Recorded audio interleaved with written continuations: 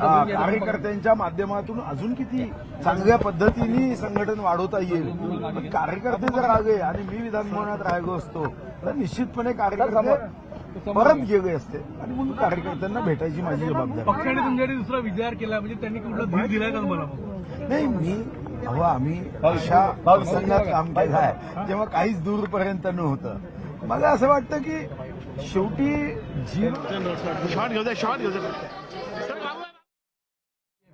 चालायचं आहे, काम करायचं आहे. मी उत्तम प्लॅनिंग त्या संदर्भामध्ये निश्चित करेन आणि जास्तीत जास्त काम कसं करता येईल या दृष्टीने नियोजन करेन. पण मंत्रिपद निमित्त असू शकते त्यासाठी नाही, मंत्रिपद हे साधन आहे, साध्य नाही. मी 15 वर्ष मंत्री नव्हतो, आमदार होतो, पण मी संसदीय आयुधांचा किती उपयोग केला.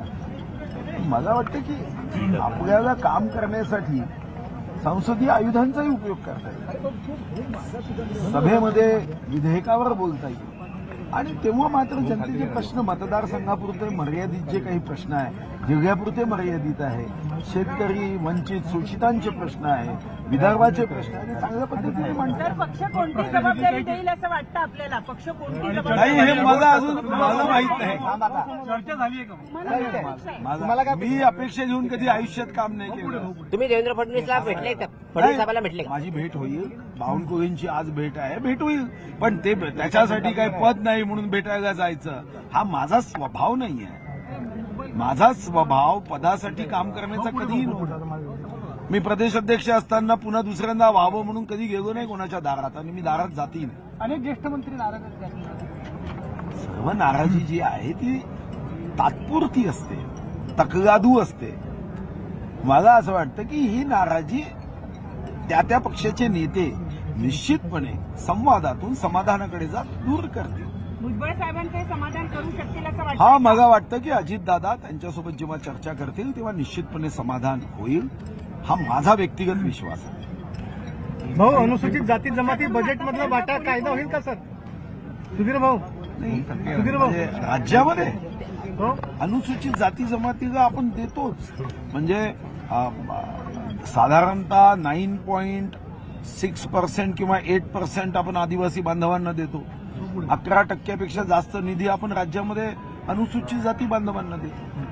फक्त पैसे हा विषय नसून प्रत्येक पैशाचा उपयोग हा या 2 अनुसूचित जाती जमातीच्या शेवटच्या व्यक्तीला मुख्य प्रवाहात आणण्यासाठी याचं नियोजन योग्य पद्धतीने करण्याचा प्रयत्न झाला पाहिजे. जो मला आठवतं की मी अर्थमंत्री असताना आम्ही पेसा गावातील साधारणतः 2885 गावांना थेट 5% निधी दिला, किंवा देवेंद्रजीच्या नेतृत्वामध्ये आम्ही 5% नामांकित शाळांमध्ये प्रवेश दिला, किंवा तुम्हाला आठवत असेल ज्यांना हॉस्टेलमध्ये जागा मिळत नाही त्यांना एक रकमी मदत वर्षाला केल्या जायची. तर अशा पद्धतीने आपल्याला पुढे जावं लागतं. आता भविष्यात कदाचित आदिवासी बांधवांसाठी, तरुण तरुणींसाठी आपल्याला शिवसेनेचे आमदार सुहास कांदेजी आता आपल्यासोबत आहेत. आपण त्यांची थेट बोलणार आहोत. छगन भुजबळ पुन्हा एकदा नाव चर्चेमध्ये आहे. नाराज आहेत प्रचंड, आणि नाराज असल्यामुळे त्यांनी त्यांच्या ओबीसी समाजाचा एक मोठा मेळावा जो आहे तो देखील नाशिकमध्ये भरवलेला आहे. भुजबळ समर्थक मोठ्या संख्येने आहेत. एक मोठा निर्णय भुजबळ घेतील असं सांगितलं जाते. तुमची काय प्रतिक्रिया? मी आपल्याला पहिल्यांदा सांगतो की ओबीसी समाजाचा मेळावा नाहीये, तो एका विशिष्ट समाजाचा मेळावा आहे. ओबीसी समाजाचा मेळावा नाहीये, विशिष्ट समाजाचा मेळावा आहे.